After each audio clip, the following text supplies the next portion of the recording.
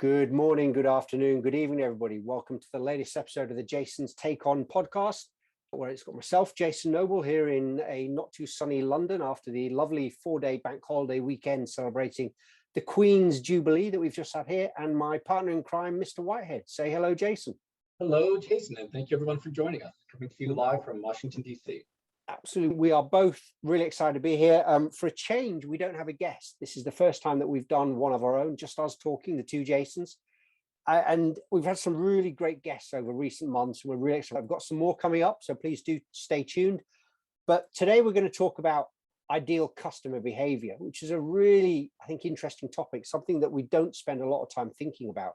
We talk about ideal customer profile, we talk about customer journeys, but are we thinking about what behavior we want from our customers? So Jason and I had a chat. We thought this would make a really interesting episode. We're really excited by the number of people that are listening to the podcast as well. It's great to see the number of downloads growing. If you do like this episode, please feel free to subscribe and listen to previous episodes. There's also, as I said, other ones coming, some amazing guests coming up and some great ones over the last couple of months with guests. And don't forget to hit the like button if you like this episode. Jason, I will throw the very first question over to you, sir, as we'll normally do as well. Sorry, before we start with questions, as we normally do, we'll end with a bold challenge question, which we always like doing, just to put something out there. But let us give a very brief intro. If you don't know us, Jason Noble, I'm based in London in the UK, currently the global VP of customer success for an organization called Vinley Inc. Vinley is a mobility company in the automotive space, providing data solutions and technology around insights and opportunities for customers in the mobility space. So I look after our European business unit, but then also our global customer success business. Been there 3.5 years, really enjoying it. Jason, quick intro from yourself. Great. Thanks everyone for joining us. My name is Jason Whitehead. I am the co-founder of Success Chain, along with my wonderful business partner, Stu Moore, who most of you have probably come across at some point. She is a legend in the customer success community. And we do a lot of work to help customer success teams drive their skills and capabilities and increase user adoption. Our big focus is also helping to drive change and adoption of technology in your customer's organization. So check us out at successchain.net. And before we jump into the first question, my partner here skipped over our bold challenge question. So as we always like to start out with a big challenge to get people to take bold action. As you listen to this episode, and we'll remind you at the end, I want you to keep in mind, what bold actions can you take throughout the entire customer journey, including the sales process, to shape and drive your ideal customer behavior? So give it a think, and reach out to us if you have ideas. We'd love to hear your thoughts, because I think this is a fun concept. Thank you for the reminder. I'd forgot that we talked about that at the beginning as well. I was just going to talk about the end. I loved your intro there to what you guys are doing at Success Chain. I think is really key, because you're helping organizations with this, aren't you? What is customer behavior? What do we want our customers to do? And quite often you need that direction, coaching from experts. But let me ask the first question to you, Jason. What do we mean by ideal customer behavior? As I said in the intro, we talk about customer journeys, customer profiles, but customer behavior, and why are we talking about it? What's the context about this? Yeah, no, this is a fun topic for me, and I've been really excited about it lately. We've had great conversations with you and Stu and others. I think when we talk about our customers, we often talk about what is it that they're doing in our meetings, or what is it they're not even showing up to meetings, or what are their end users doing. And people they're so close, but they really aren't just being explicit with what are the behaviors and actions we need clients to take that are going to drive their success and our success. Let's be honest, it is about mutual success here. And when you get thinking about it from even a business model term, back before the subscription model, pre-Salesforce day, the customer owned all of user adoption and risk, and it was up to them to get their people to use systems and to create value with it. And then when SaaS came along, they really transferred a lot of that user adoption risk from the customer to the vendor. And the question becomes then, if the customer doesn't take the actions required to get value, then the vendor struggles, and this is really the heart of customer success. And yet we still find that most organizations that are buying technology, they don't know what actions they need to take internally to get value from technology. And they don't know what to do, or they won't do it. So when I get thinking about ideal customer behavior, it's really the idea of how do we map out and reward customers for taking the desired actions that lower our risk as a vendor and theirs as a customer, and increase the likelihood of success. And in turn, this increases the likelihood of long-term renewals and expansions. But I think the distinction here is really by addressing desired behaviors you lower the risk for both parties and you increase the likelihood of long-term success of both parties. And instead of focusing just on playbooks or milestones or things like this, but what are the actions people do that drive success and stop success? And if they're taking the wrong ones, how do you address those behaviors and really get the correct actions? And that's really the heart of what it is as we go through there. One of the things that I often talk about when working with customers, and this is the concept of how do you change someone else's behavior? And I throw that question out there and I just let it sit in the room, and people think about it and they hem and they haw, and then they'll talk about the little things here and there. But the short answer is that you don't. You change your own behavior, or you change the environment in which the behavior of others occurs. I think there's a lot of examples that we could come up with around this, but ultimately what we're talking about here in ideal customer behavior is what are the things that we can control as a vendor that will help influence someone else's behavior? What are those environmental factors? And what are the specific actions that I, as a vendor, as a customer success professional, can take that will get them there? And how do we map that out in a well thought out and effective approach? So that's my contextual take on it, but what are your thoughts? And when you think of ideal customer behavior, what does it mean to you? I like the kind of idea of the mapping at the end. And I think this is something that we don't think about what we mean by behavior. What are we trying to get our customers to do? Quite often you're focused on that end goal, the outcome, but how do we get there? And actually part of those steps to get there, as well as a tactical plan, there are behavioral steps. And exactly like you say, we've talked before about change management. This is part of that. If we're asking our customers to change behavior, that's something that's more deeply ingrained on them, and I think even harder to do. And I think we've got to look at what we mean by behavior. And I think a great way of defining is it's the actions that our customers or even prospects are taking or not taking. And what we're talking about here is the specific actions of individuals. If you look in the dictionary, it's very interesting, the behavior, what it means is the way in which one conducts or acts towards others. So we're talking about how our customers act towards us potentially and towards other people. Yeah. And what do they do towards us? And I think that's really important to know that there's something behind what this means. And I think when you look at this from a psychological perspective, you always get the behavior that you're rewarding, like you said in your intro there, Jace, or rewarding or even reinforcing. And if you don't get the desired response from a customer or any individual, you need to look at what you're doing and how you're doing it. Don't keep repeating what you're doing if it's not getting the right behavior. and I think it's too easy to fall into that step where we've got a playbook, this is how it works, but you've got to continually change that. But you've also got to look at who is the you that is rewarding the behavior. Is it the company? Is it the individual?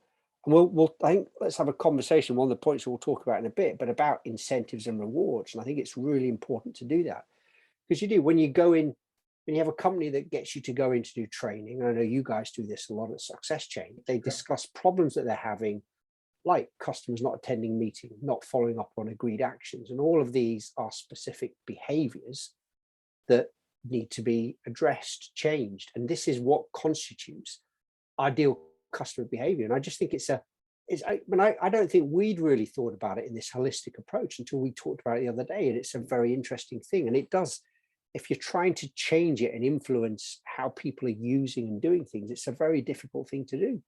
Absolutely. I think about it too in the sense of, as a parent, you've got your children, and when they start to behave one way or the other, you're like, I can't control your behavior. I've got to figure out other ways to get you there. And usually we talk very explicitly in terms of behavior. Oh, be on your best behavior. Oh, you were acting out. Oh, this, oh, that. Let's talk about how you're going to behave when we get to this event, whatever it's going to be. And we don't do that in the professional context as much. And I like what you were saying about the examples of, oh, do they take my call?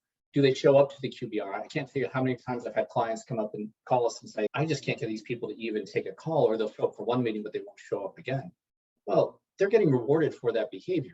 Either the reward is they feel they've saved time because they don't value their time with you, or no one's giving them a punishment for not doing that, or for not honoring their commitments. So I think it opens up a lot of ideas when you look at it in those regards. It does. And I think there is, I remember the episode we did on the psychology of customers. There's a lot as part of this as well, which absolutely, I love that one. I do. If you've not listened to it, ever listen to that one. I think it's one of our most listened to ones. Mm-hmm. But what are some examples of behavior that we want our customers to take that we can influence and change? So what are your thoughts on that, Jason? I think there's a lot of them at different levels of the organization. You really need to think through that. I like to start at the leadership level and sort of say, what are the actions we need customer executives or their leaders to take to really set their organization up for success and ensure that internally they're doing the right things to drive adoption and achieve success. For example, and sort of jumping ahead to some of the reward stuff, you might even offer them some preferred pricing if they do things like assign a senior person in the organization to have ownership for adoption. Not for getting the system live. Everyone can get a system live, that's no big deal. But getting the system to be adopted and used in a way that creates value and that you can measure that. The simple act of assigning an owner there has a huge impact, and there's a lot of follow-on dominoes from that. Yep. I think the other thing too is providing the resource and a plan for change and adoption for this effort. Ensure the project team completes at least 85% of the actions within 2 weeks of due date. You can get very specific around what you're going to do. Get the executive to attend at least 2 QBRs and be an escalation point for issues. There's a lot of things like that that you could do that, if you would, take these steps. And so many times, because half of my business is also working with buyers of software to help them drive adoption and change internally. And that's such a great piece. But one of the things that always comes over is the executives say, I'll do whatever it takes to be successful. No one's ever told me what that is, and no one's asked me to do it. But it seems kind of silly. But I think it's also then having them set adoption goals within the organization as well too. So ensuring that all data is loaded within a required time frame. I have several customer success teams come and they say we get the system live, or we get the system largely integrated, but then we have to wait weeks or months even to get the data from the customer for them to start using it.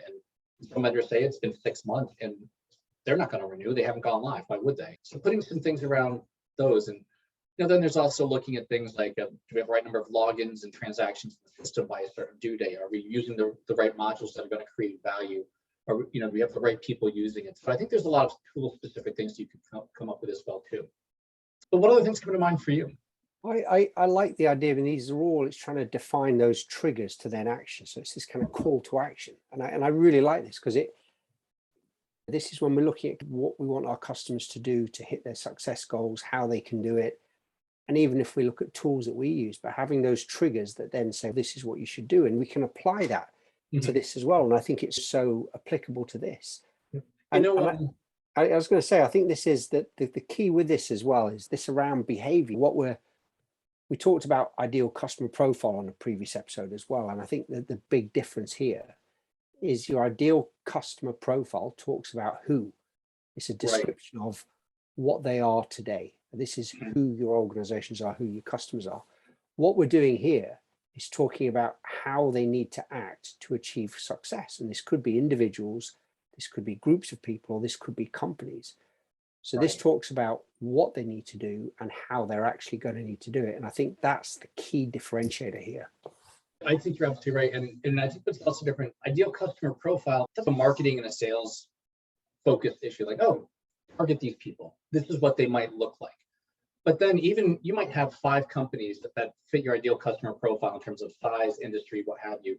But then when you start to engage with them and sort of saying, who's showing up to meetings, who's hitting these deadlines, who are doing those things, you might have huge differences. And the likelihood of any one of those being successful will change, and the cost to serve is going to be very different. So I think part of this is even mapping, this is what we said earlier during the sales and marketing process, of how can you identify and try to influence those pre-sales behaviors, or pre-purchase behaviors, to really assess and analyze, is this person or is this company going to take the actions required to be successful for them and for us?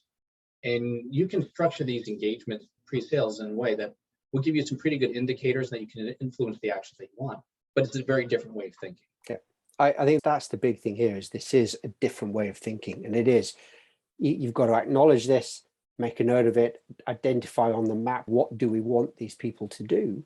And how do we, our customers, and how do we help them on that journey? And what do we do when there are issues and gaps and we have to correct it? And I think that's important to do that. And this is why I think calling out the distinction between this as a behavior, what they need to do to achieve success, is so different to what this ideal customer profile that we talk about normally. Absolutely. And it's a big shift. And I think not a lot of sales folks, I imagine right now, are talking about what are the actions that my customers need to demonstrate today to show that they will be successful tomorrow, and how do I request those and analyze if they're doing them or not. And I think you can get there, but it will be a bit of a heavy lift for that. I think one of the things that would be interesting there too is during the sales process, having the salespeople actually discuss with the customer, here are the actions that you're going to need to take to be successful moving forward in a very behavior-based approach, and having it sort of mapped out. This is what successful behaviors look like. This is what success will look like for you, and be able to effectively evaluate their ability and motivation to do that. And will they do that? And what are some of the proof points we can have with that? And then really identify who's going to be able to get there and who won't. And it's a different way of thinking, I think. So, but shifting gears a little bit, Jason, tell me, how do you think we could incorporate this idea of ideal customer behavior into customer personas? What does that look like? I think that's a really interesting question, and I think many personas today that we look at are focused on buying behavior with our customers, and they don't take into account what the customer will do after the purchase is complete. So it's about that. We look at, and I've been on calls recently on this, but you look at customer personas from a buying point of view. How do we start that engagement with them, but not what they do after this? Is where the behavior comes in. And I think you really need to incorporate into your personas the experience the individual has in leading change, adoption, success with technology. How do they do this? Have they had great success elsewhere before getting technology and services implemented? And have they used it to create value? Mm-hmm. Have they never done anything like this before? Are they responsive and open to taking actions internally to drive adoption and success? Do they think it will just happen? And a lot of this does go to change management. You've got to walk them through this path as to how they do it. And I think it's really important to incorporate the actual personas, behavior rather, and the anticipated behavior into your personas, and look at how it can shift your engagement with your customers throughout the life cycle. So how do you need to change how you're engaging with your customers throughout that life cycle? And again, that's something that I don't think we think about enough. How you're engaging with them at the outset when you've got the initial launch, even on the sales process, versus how you engage with them on a renewal or when there's an issue with support, when there's an escalation. That's got to be very different. I think that's really important to remember that. I think some good examples here. I mean, if you look at, you can have conversations with customers that are difficult conversations if they really struggle to lead technology adoption in their organization, if they can't do it. Mm-hmm. And you can have really challenging conversations as to why they're doing it. But what you need to do is really help them understand what happens when their organization can do this, and what are the steps to take to help them achieve success. And that I think is a really key thing, is to walk them through that process. Yeah. Or even if you've got a customer that takes a perspective like people just have no choice when it comes to adoption, start using it. But that again, the worst case there is, I think you piss people off. They don't want to do it. They want to be, why am I doing this? Why do I need to make this change? Why should I change? Why should I change my behavior? Mm-hmm. And I think by incorporating these behavioral aspects into the personas you're looking at and expanding that persona from just being about buyers, you can drive a lot more from this and really engage with your customers better.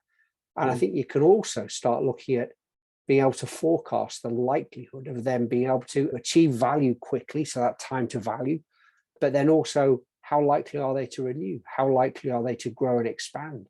And I think you need to adjust your behavior and efforts accordingly when you're having these conversations. And I think this difference of how you engage with your customers and how the behavior looks is a really critical thing.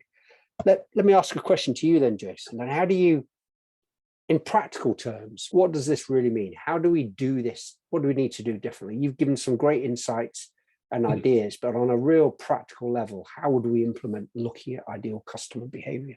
Yeah, because it always comes down to that too. And before I jump into the answer for that, one of the things that always used to come up with the user adoption clients that I've had is I would ask them the question, if you had to put in place a user adoption project plan from the point of go live out for 5 years into the future, could you do it? The specific actions that you should be putting in there and the resources that you're going to need, and how to say, this is what it's going to take to drive and sustain effective adoption over the long term. And the answer is most people don't.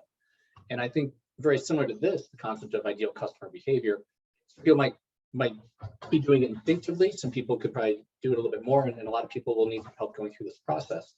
But I think of a 5-step process. I think the first one is to really identify what are the desired behaviors that your customers need to take in their organization, not just in the organization, to drive success on there. Because ultimately, if the customer is not successful, we're not successful as a vendor. So this can look at things like, what are the actions that customers need to take with engaging in your organization, like returning calls, attending QBRs, completing action items on time, providing the data, all those things that we talked about already at an organizational level. And then that's what they need to do when interacting with your organization as the vendor. But then also, what are the actions they need to take inside their own organization to achieve success? And this is things like providing the required resources, driving change and adoption, ensuring systems are used on a daily basis.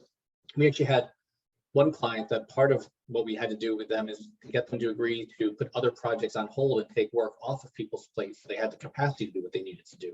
And that was a required action they had to take in their organization to really drive success. So I think as part of this process to identify that you need to have expertise in adoption programs, you need to have ideas around what are the specific actions that can most customers take to be successful, and what are the commonalities there that you can ask for all the way through. So that's really step one, is what are the actions in the perfect world a customer would take in their organization and with us that would drive success.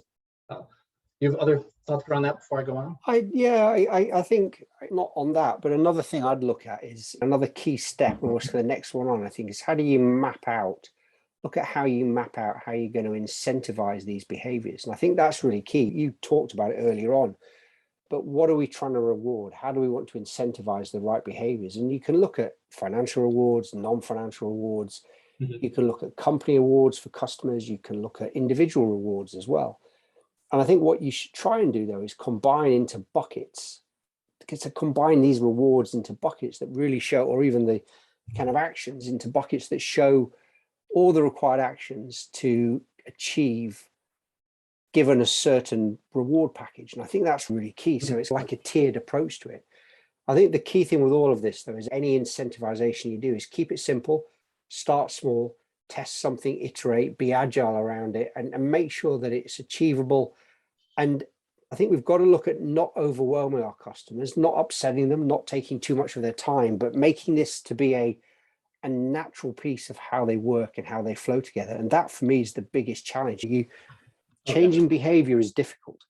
And if you can do it in small steps, easy steps, it becomes a more natural transition. So it becomes a natural habit for our customers. So the more complex you make it, the bigger overload it becomes, is really difficult. And I think that can really throw things off. The other thing I'd look at as well is, how do you determine how to track your customer actions and which ones you should reward and incentivize? How do you find the right ones to do that? And I think there are plenty of ways of doing this. We've done previously using a standard CRM tool. You can look at customer success platforms, customer success management platforms. There are other ways of doing this behavior as part of the journeys and the steps there. And I think that's really key. Yeah. I think the other key thing I'd say is you need to make sure that you want to map this. Before you go on, though, I think one of the things too that you said that made me think was the incentivizing rewards and behaviors piece. An example that came to mind, and I talked with a former client about this, was how would you do things such as, in order to qualify for this discount, either at renewal or for your second progress payment or something like that, that you've completed these critical tasks in the first 90 days, and that you met these objectives within 90 days. And because she was saying, oh, I was thinking the other way of, you have a free resource, CS resource for 90 days, and then we would start to have to charge you for that resource, as opposed to, you get the resource, but we're going to discount you if you achieve these goals within the agreed time frame. So I think there's a lot of opportunities there. I think there is, and you're right. And I think it's looking at, as you said, package it up, build these buckets as to how you do it. And I think that's the key thing. And there are lots of ways of doing this. And you ultimately want your customers to see that end game. Where is it we're trying to get to, and what's in it for them? Why should they change their behavior? And that's the really key thing. This has to be beneficial for them as well. And I think that's the important thing to highlight. And it relates to that too, was the idea of having some incentives and rewards for the company, like we get a discount on our licenses if we do X, Y, and Z by this time frame. We're going to prioritize and make sure our teams do that. But also for the individual. So I know another organization, they were sharing that if key users or administrators did certain tasks by a certain date, they would give them free access to a certification course or a training course that would help them in their individual careers. Or there might be you get an invite to our conference or a discount on the conference or something like that. So I think for a lot of organizations, you can get very creative with what are the behaviors that you want to incentivize and reward, but you have to think differently about it and really understand the audience of not just what's important for what's in it for me and what's important to me, what's going to motivate me, what are rewards that are going to stick. So that was just something that came out for step 2. And then you covered step 3, which was the determine how to track customer actions from there. So I think the other kind of steps following on from this, and just to go through these quickly. I think step 4, mapping to the customer journey. We've talked about your ideal customer profile, customer journey, map the behavior to those. What do we want customers to do during the sales phase, during onboarding and after? Make sure your playbooks are adjusted, your messages really to help customers do this, and build these behaviors and rewards into your success plans. You said earlier, how do you change it so that they renew within 90 days? Build that into your playbook, build that into your success plans. And I think that's really, and what you can do if it's the first time you're doing this, run a test, pick some select customers, run a pilot, see how it works. I think the other kind of step 5 is really about how you manage internal change in your, as the vendor, the partner, your organization, to ensure that all of your teams, customer success, onboarding, sales, everybody's aligned around how we manage our customers, how we help our customers. And you may need to change some of our incentive plans internally. We may need to train people, train our teams on having the right discussions to explain why these are being changed. But it's important to look at, if we're looking at our customers changing behavior, there are changes that we need to do as well. You know, I like that too, because when I talk with sales folks all the time, salespeople work their comp plan and they work their incentive structure, and you want to change where they spend their time and effort. That's how you do it. And I think there's a lot to be said for that. And imagine what a different process it would look like pre-sales if your sales folks were saying to your prospects, here's the price for what this is. But if you can do these 3 steps completed within the first 90 days, we will not necessarily give you a refund, but give you a discount on your second payment equal to X. So you've got to get this stuff done in the first 90 days. If you go even 91 days over, you don't qualify for that incentive rebate. But then, so that's one conversation they should be having up front, that, oh, here's how I can make this, de-risk this for us and for our customer and lower the price for them. But then I think the related piece that you touched on is now adjust the salesperson's compensation with their part of their commission is their customers achieving this 90-day mark or whatever day it needs to be. So if the sales folks haven't set the right expectations with the customer about the value of getting something done in this time frame, or the sales folks haven't reinforced for their customer, these are the behaviors that make them successful, that make the customer successful, the salesperson shouldn't be considered successful in their job. So just their stuff accordingly. I think it is. You've just got to get it all right, don't you? I think that mapping this out is the right way to do this, because it can be very complex. And you've got to start small, test, iterate, trial it again, pick some customers. Let me ask a question back to you, Jess. If there's a gap between ideal customer behavior and actual customer behavior, what do we do? How do we kind of remedy that gap? That's always the same one. Again, coming back to with our kids about what you wanted to happen in a certain situation, then something completely different happens. And I think part of this, though, is that you need to really establish those relationships with your customers from the very beginning, that you can talk about behaviors, you can talk about actual results and the behaviors you've observed, and having those conversations. And I think for a lot of CS folks, that they get very uncomfortable having a conversation if the customer hasn't been doing what they agreed or they perceive it to be uncomfortable. And my response usually is, there are no uncomfortable conversations once you become comfortable having a direct conversation. We're all adults here. Let's just talk about it. Absolutely.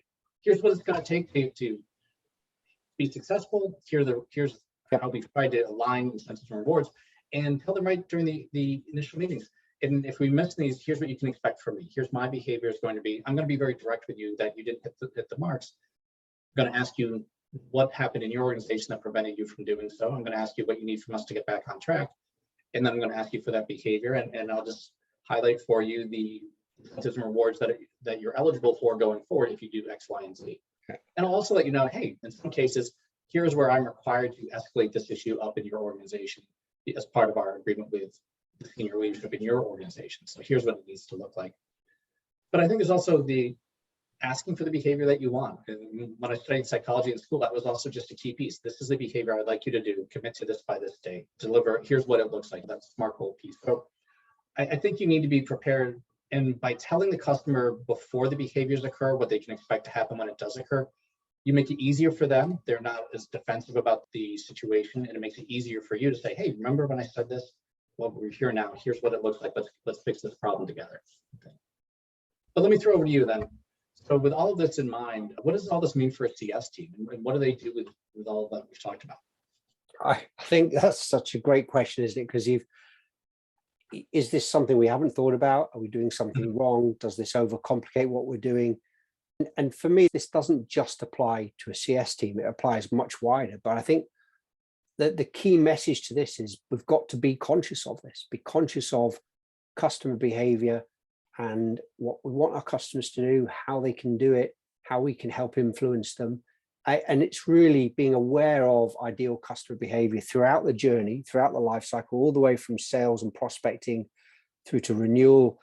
It's have your team be conscious of this. And it's another thing that we've got as part of our tool set that we can help our customers with. Yeah. I think you need to focus on their behavior. So try and take a step back from it, understand what the behavior is and how it differs from the ideal customer behavior you're looking for.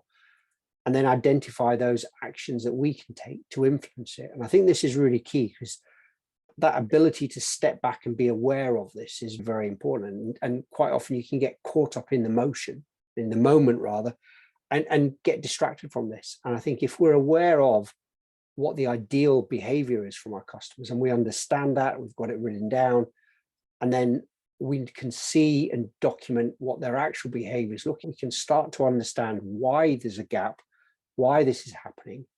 And then through some of those methods we talked about earlier on, we can help influencing the situation and change that behavior. And that's the key thing. So I think a lot of this is about that understanding and acceptance that this is something that we need to be conscious of, understanding that we can influence behavior here, that we can get our customers to move to this ideal customer behavior and why they should move to it. And then understanding what we need to do that. And I think for me, those are the really key things. But like I said, this really doesn't apply just to your CS team. It applies to all of your business. Imagine in a support team, you imagine a customer's phoning up, they're going to be angry, upset, something's not working. Understand that behavior, preempt that behavior, and start getting them to where do I want them to go to? What am I expecting of behavior and how can I change that behavior? Those for me are really the key things. I like those a lot, and I agree wholeheartedly. I used to did a degree in organization development, and a lot of that was facilitation skills. And the big thing always there was the quote use of self as a facilitator, and how do you come in and be a change agent? I think part of that was recognizing the actions and behaviors and dynamics of the group and the individuals that you're working with, but then also being able to take a step back and be aware of your own behavior and how you're showing up and influencing them. And when I think about customer success teams, I think this is a really big lift for some folks there, and especially folks who are more in the more the transactional elements of customer success, as opposed to the I'm a behavior driver, I'm a facilitator, I'm a leader of change for my clients. It's a different piece, I think, and it's going to help a lot of folks be more effective to take that step back. I think also related to that is the idea that, and as a consultant, I see this all the time. There are some clients or some individuals where I'm not the right person. For whatever reason, it's a personality clash, or we just have different orientations or perspective on things. You can recognize pretty quickly, I'm not going to be the one who's going to be able to influence this person. So either I need to find someone else who can do it in my organization or my client's organization, or I just need to take a step back. And I think as a customer success professional, once you've built your skills where you can influence behavior of most of your customers, then making sure that you have the room and the grace to step back and say, I'm the wrong person in this situation. We need to get you someone who's going to be the right person for you. Anyway, there are a lot of the things that come to my mind. I think this has been a really great conversation. We've talked about a lot of stuff here, from a process for doing this and why you need to do it. We talked some about incentive and rewards. Any last thoughts about ideal customer behavior and how you'd like to see it moving forward in the CS space? I think for me, one of the key things is, I think, first of all, that acceptance and understanding that we've got to start looking at this, particularly as customers and organizations are dealing with more services, more products. We've just come out of the pandemic. That's going to affect behavior. People are very more wary about things like this. We've got other external events. There's the whole economic situation that we're seeing right now. And that understanding that how other things can impact behavior, understanding what they're doing, is really key. And I think this conversation just gives people another tool set as to how to handle this, and just be conscious about that. And it is every human being that you deal with, their behavior is coming from somewhere. Either they're trying to get somewhere, they're trying to avoid somewhere, and it's trying to understand that and what we can do to navigate that. And I think it's a fascinating subject. I really do. I think we probably need a qualified psychologist next time to talk about some of these things. But I think it really is a great conversation. And there's so much from it. And as we saw with the psychology of customers, I reckon we could easily do another one on the next step from this. Let me ask the bold question then, Jason. You skipped it. I skipped it at the beginning. You reminded me. Thank you for that.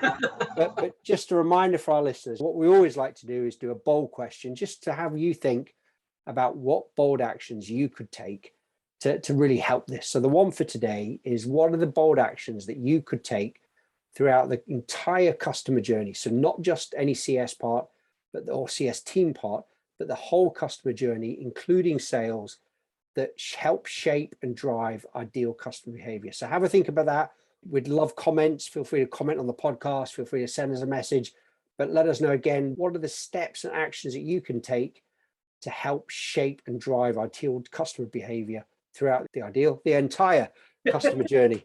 Would love your thoughts on that, guys. A big thank you. Jason Noble here in London. Thank you very much. Really enjoyed the conversation. Yep, Jason Whitehead here in DC. Thank you so much. We really appreciate you listening and hope you'll tune in again soon. Thank you so much. Thank you very much, everyone. Bye.